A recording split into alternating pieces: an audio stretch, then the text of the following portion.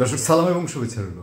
প্রথমে একটি সংবাদ দিয়ে শুরু করতে চাই। সংবাদটি হচ্ছে বিএনপি চেয়ারপারসন বেগম খালেদা জিয়ার সঙ্গে দেখা করেছেন সেনাপ্রধান জেনারেল ওয়াকারুজ্জামান। তিনি বিএনপি চেয়ারপারসন বেগম খালেদা জিয়ার গুলশানের বাসভবন ফিরোজায় সস্ত্রীক গিয়েছিলেন এবং বেগম খালেদা জিয়ার স্বাস্থ্যের খোঁজ খবর নিয়েছেন বলে বিএনপির পক্ষ থেকে বেগম খালেদা জিয়ার প্রেস উইংয়ের কর্মকর্তারা জানিয়েছেন। তাদের মধ্যে শায়রুল কবির খান তিনি মিডিয়াতে কথা বলেছেন, বিভিন্ন পত্রপত্রিকায় এই রিপোর্ট এসছে এবং প্রায় 40 মিনিট বেগম খালেদা জিয়ার বাসায় বেগম খালেদা জিয়াকে দেখে এবং তার দ্রুত রূপ মুক্তি কামনা করেছেন সেনাপ্রধান। খবরটি নিশ্চয়ই তাৎপর্যপূর্ণ এবং অবশ্যই পজিটিভ খবর। বাংলাদেশের বয়োজ্যেষ্ঠ রাজনৈতিক নেতৃবৃন্দের খোঁজ খবর এবং বাংলাদেশ সেনাবাহিনীর পক্ষ থেকে সেনাপ্রধান যখন রানিং সেনাপ্রধান তিনি দেখতে যান, এটি খবর হওয়ার মতোই এবং মানুষের কান কিছুটা খাড়া হবে, সেটি স্বাভাবিক। একটু শুধু খেয়াল করতে চাই যে এইটি বাংলাদেশ সেনাবাহিনী একটি নিরপেক্ষ এবং বাংলাদেশের নিরাপত্তার জন্যে সবচেয়ে গুরুত্বপূর্ণ উইং এবং গত 16-17 বছর অর্থাৎ আওয়ামী লীগের শাসনের সময় সেনাবাহিনীর অনুষ্ঠান পর্যন্ত বেগম খালেদা জিয়া যেতে স্বাচ্ছন্দ্য বোধ করেনি সেভাবেই বলা যায়। অনেক প্রোগ্রামে প্রথম দিকে গেছেন, তারপর অনেক প্রোগ্রামেই বেগম খালেদা জিয়া যাননি, কিন্তু এবার সেনাপ্রধান নিজেই সস্ত্রীক গিয়ে তাকে দেখে এসছেন, নিশ্চয়ই একটি পজিটিভ খবর। আর অন্যান্য তাৎপর্য যদি কিছু থেকে থাকে নিশ্চয়ই পরে সেনাবাহিনীর পক্ষ থেকে জানানো হবে। এবারের খবর যেটি সেগুলো আর খুব একটা ভালো লাগার খবর নয়, বা আপনাদের কাছে ভালো নাই লাগতে পারে এবং লাগবে না হয়তো, এবং যে কথাগুলো আমাদের দিক থেকে আপনারা পাবেন সেই কথাগুলো আমার মনে হয় যে অনেক কথাই যারা সংশ্লিষ্ট স্টেক হোল্ডার যাদের নিয়ে বলবো তাদের অনেকের ভালো লাগবে না। এটাই স্বাভাবিক, কারণ যে কোনো কথাই কারো না কারো পক্ষে যাবে, কারো না কারো বিপক্ষে যাবে। কিন্তু আমাদের যে ট্রেডিশন, আপনারা যারা আজকে বছরের পর বছর গত 3-4 বছর ধরে পূর্ণিয়ার খোঁজ খবরের ঘর, 18 সাল থেকে আজকে 24 সাল 6 বছর পূর্ণিয়ার খোঁজ ইউটিউব চ্যানেল এবং তারপর পূর্ণিয়ার খোঁজ ফেসবুক পেজ, পূর্ণিয়ার খবরের ঘর ফেসবুক পেজ, এগুলো যারা ফলো করেছেন তারা দেখবেন বাংলাদেশে আপনি নিরপেক্ষ থাকার জায়গা একেবারেই নেই বললেই চলে।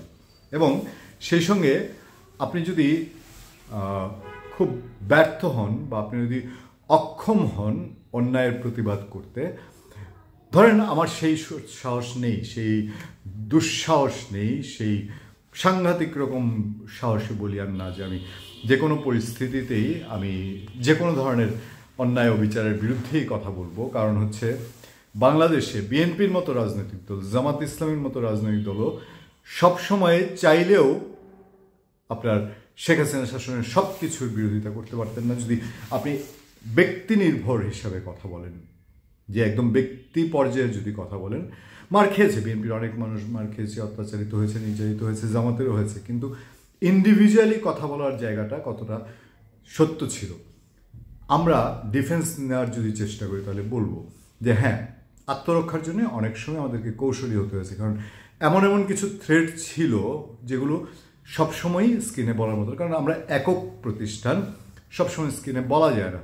কিন্তু আমরা তো জানি কখনো বলার সুযোগ হলে বলবো যে কি ধরনের চ্যালেঞ্জ মোকাবেলা করতে হয়েছে এবং সেই চ্যালেঞ্জগুলো কি কৌশলে আমাদেরকে অতিক্রান্ত হতে হয়েছে। সেই জন্যই বলছি আওয়ামী লীগ শাসনামলেও অন্তত বড় বড় অন্যায়গুলোর প্রতিবাদ করতে গিয়ে আমাদেরকে যেমন কৌশলী হতে হয়েছে, এখন যে সিচুয়েশন তৈরি হয়েছে সেই সিচুয়েশানে আমরা সেই দিনগুলোতে ফিরে যেতে চাচ্ছিলাম না বা চাই না, এটাই আমাদের ইচ্ছা। যাই হোক, কেন এতগুলো কথা বলছি, দেখেন এই যে অস্থির এক পরিস্থিতি, সবদিকে একটা অস্থির ভাব। আমি খুব সিম্পলি যদি রিসেন্ট সময় থেকে শুরু করি, এই যে বাংলাদেশের সংবিধান নিয়ে টানা হেঁচড়া, এই বৈষম্যবিরোধী ছাত্র আন্দোলন তারা কর্মসূচি ঘোষণা করলো। প্রথমে তারা একেবারে সংবিধানকে কবর দিয়ে দিবে, সংবিধানকে তকমা লাগালো যে এটা মুজিববাদী সংবিধান, যা উড়ে যা, এরকম একটা অবস্থা। তারপর তারা ইউটার্ন করলো, ব্যাক করে কোথায় গেল, এবার তারা মার্চ ফর ইউনিটিতে গেল।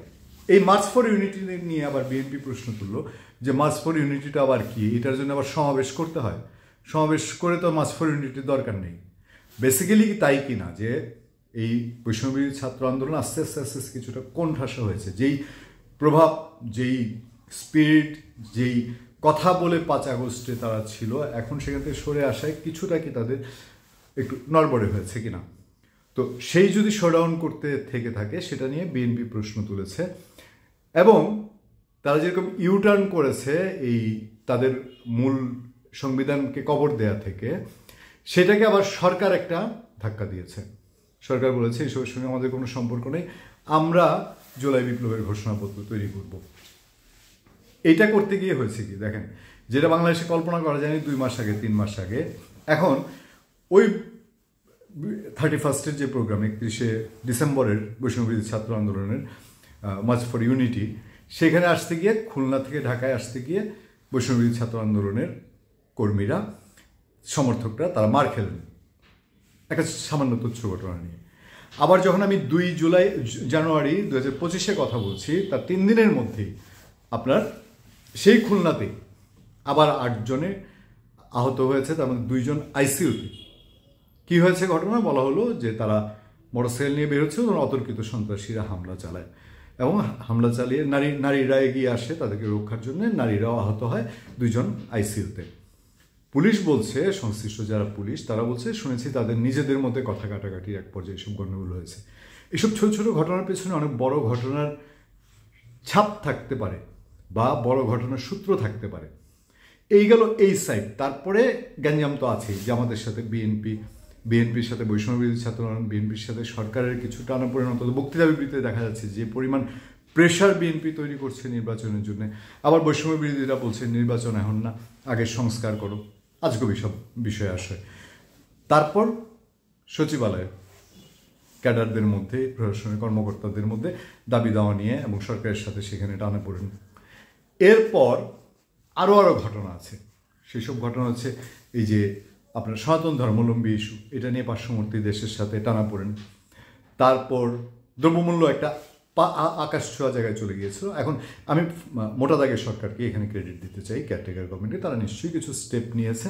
আর লাকিলি সিজন চলে এসছে, দ্রব্যমূল্যের অনেক ক্ষেত্রেই মানুষ সহনশীল, অন্তত কাঁচা বাজারে মানুষ কিছুটা সহনশীল। মাছের দাম, সেটাও মাছের সিজন, প্লাস নিশ্চয়ই মধ্যস্বত্বভোগীরা সেই সুবিধা পাচ্ছে না, কারণ জিনিসের দাম বাড়ে। আমরা মাঠ পর্যায়ে অসংখ্য কাজ করে, রিপোর্ট করে, দিনরাত ফলো করে আমরা রিপোর্ট করে দেখেছি শুধুমাত্র ঢাকা শহরে কীভাবে সবজির দাম বাড়ে, সেইটা নরসিংদী থেকে ট্রাকে চড়ে পাইকারি বাজার 4 দিন 5 দিন ঘুরে আমরা দেখেছি। শুধুমাত্র চাঁদাবাজি এবং পরিবহন ব্যয়ের নামে বেশি টাকা নেওয়ার থেকে জিনিসপত্রের দাম বাড়ে। সেই জায়গায় নিশ্চয়ই সরকারের কোনো একটা পদক্ষেপ আছে, আবার অবশ্যই সিজনের একটা সাপোর্ট আছে।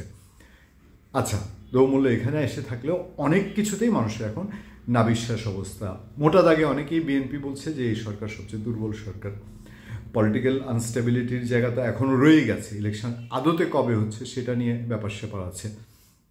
আরও বিভিন্ন দিকে বিভিন্ন কাণ্ড কারখানা, একে অন্যের দিকে খালি ঢিল ছোড়াছড়ি। তার মধ্যে কাহিনী কি ঘটলো দেখেন, তার মধ্যে কাহিনী ঘটলো এবার আপনার 5 আগস্টের ক্রেডিট নিয়ে। 5 আগস্ট কে কী করেছে এই ক্রেডিট নিয়ে বৈষম্য বিরোধী ছাত্র আন্দোলন এমন একটা বিষয়ে দাঁড় করিয়েছে, এমন একটা আবহ সৃষ্টি করেছে কিনা যে সব কিছুই তাদের। এই যা হয়েছে বিএনপি 16 বছরে আওয়ামী লীগ সরাতে পারেনি, তারা কোনো বেস তৈরি করে নাই, এরকম একটা বিষয়। আর বিএনপি বলছে যে এই যে ঘোষণাপত্র সরকার তৈরি করবে জুলাই বিপ্লবের, সেইখানে তাদের 16 বছরের ক্রেডিট দিতে হবে। এই জায়গাগুলোয় কি এই ঘোষণাপত্রের অনিশ্চয়তা তৈরি হয় কিনা, এগুলো কি ঢেকেই যাবে কিনা স্রোতের টানে বা সময়ের টানে, ইস্যুর পরে ইস্যু ঢাকা পড়বে কিনা। ওই সচিবালয়ের আগুন, ষড়যন্ত্রের বহু আগুন জ্বলে উঠেছিল ওইটা ঘিরে, এখন তো নাই, বের হয়েছে এটা ষড়যন্ত্র না। এটা নিয়ে খুব হুলস্থুল তৈরি হয়েছিল, এ দায়ী সে দায়ী।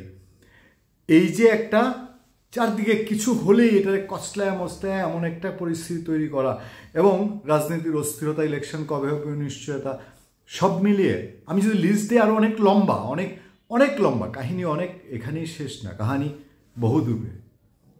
ধন্যবাদ সবাইকে, ভালো থাকবেন, সুস্থ থাকবেন, আবার দেখা হবে, আবার কথা হবে আপনাদের সাথে। সবসময় আমি আতিক রহমান, পূর্ণিয়া।